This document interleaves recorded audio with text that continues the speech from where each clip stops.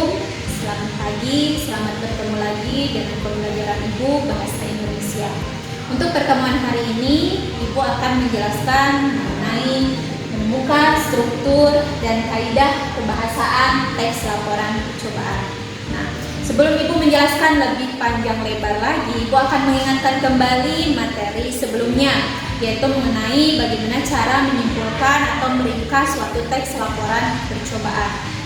Nah, yang pertama yang harus kalian ingat bahwa pada saat kalian menyimpulkan atau meringkas suatu teks laporan percobaan, itu yang pertama harus membaca kembali teks laporan percobaan tersebut. Kemudian kedua, temukan pokok-pokok yang ada dalam teks laporan tersebut dengan diambil dari rumusan 5W1H. Setelah didapati kedua cara tersebut, kemudian kalian bisa menyimpulkan dengan pakai bahasa kalian sendiri supaya lebih indah, supaya lebih dipahami isi dari teks laporan percobaan tersebut. Nah, jadi apa yang sudah Ibu jelaskan pada pertemuan sebelumnya harus kalian ingat dan harus kalian pahami, supaya pada saat kalian bertemu dengan pertemuan hari ini itu dengan penjelasan yang struktur dan kaidah kebahasaan teks laporan percobaan bisa lebih tetap memahami pembelajaran. Nah, untuk pertemuan hari ini Ibu tidak akan membahas kedua-duanya, tapi hanya membahas salah satunya, yaitu mengenai struktur teks laporan percobaan. Nah, apa itu struktur? Jadi harus kalian pahami mengenai struktur. Jadi struktur itu adalah bagian-bagian yang memang harus ada dalam sebuah teks laporan percobaan. Jadi pada saat kalian membuat atau menemukan suatu teks laporan percobaan, intinya harus ada struktur atau bagian-bagian dalam sebuah teks laporan percobaan. Baik, Ibu akan menjelaskan mengenai struktur teks laporan percobaan. Nah, struktur tadi sudah Ibu jelaskan termasuk ke dalam sebuah bagian-bagian yang ada dalam sebuah teks. Nah, teks yang akan kita bahas adalah teks laporan percobaan. Yang pertama di sini ada judul. Ya, judul itu berpatokan awal pada saat kalian akan membuat sebuah percobaan.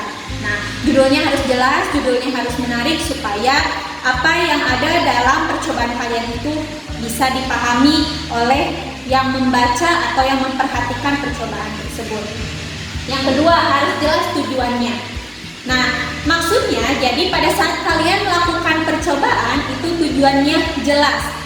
Ingin mengetahui apa atau ingin mendapati hasil dalam berupa apa. Itu tujuan. Yang ketiga, bahan dan alat. Ingat, bahan dan alat ini adalah penunjang dalam suatu percobaan atau eksperimen. Jadi, alat bahan sebagai pendukung kalian dalam melakukan suatu percobaan.